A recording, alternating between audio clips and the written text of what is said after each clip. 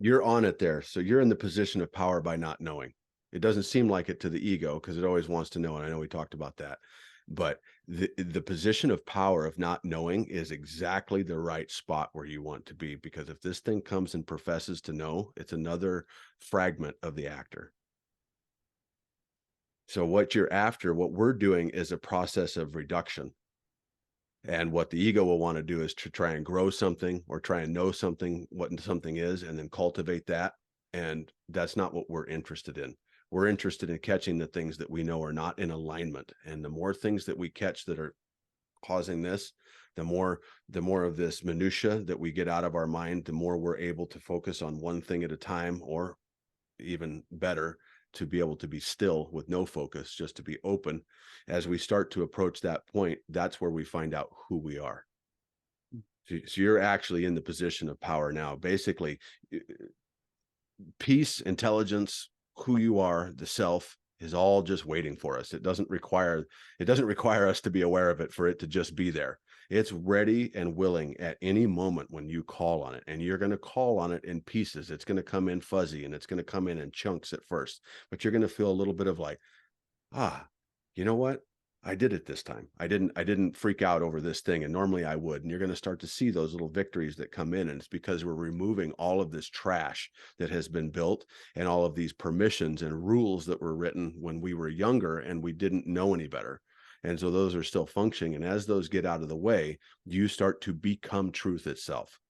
It's left to shine through you versus trying to route it through this thing that then distorts it and makes a plan and then becomes neurotic and just drags us around by the hair. As you remove those patterns, you're going to find out who you are. Because if your mind says, well, who was I back then? Well, you were 12, you were 13, you were 8, you were 7. And it's like, you never want to be that again. That's okay if you want that joy that you experienced, that freedom, the ability to play. Life wasn't so serious. I can laugh at things. I'm not, tight like that. Yes, all of that we want to have, but we don't want to try and pursue that because the mind will say, well, I had that back then because, and then it just is another rabbit hole to go down. As where observation makes correction and takes this childlike pattern that's in there, or sometimes a childish pattern, and it's taking this childish pattern and it alters it to what works for you today. And that's how you become in alignment with what you are now. It's about reduction, and people, that's kind of a tough thing to explain to people. I mean, I can explain it, but it's tough to grasp. But the more you go through, it's like you don't have to chase after the self. You just have to clean the house and leave the window open and let the light shine in.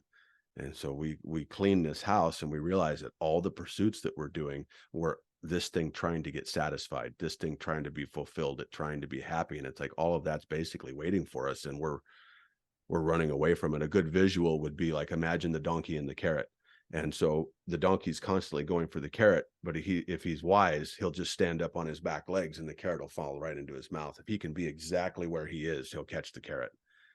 And that's really what we're aiming to do, you and I, is to stop the thing that's pursuing all of this small stuff that will make it feel better. Like, even you can see how systemically contradicted it is with what we talked about earlier, is you're trying to accomplish these things for tomorrow by thinking about them, but not even working on them, which means the thing that you're trying to accomplish today, it's not even getting remotely close to your full attention. In fact, the attention it is getting is probably through the distortion of aggravation, because we're starting to get like this. And so we see that, okay, as I remove those things out, say, no, not useful right now.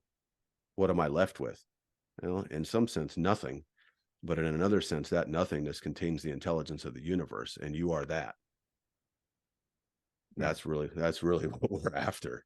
But we don't know how to use it. We weren't taught.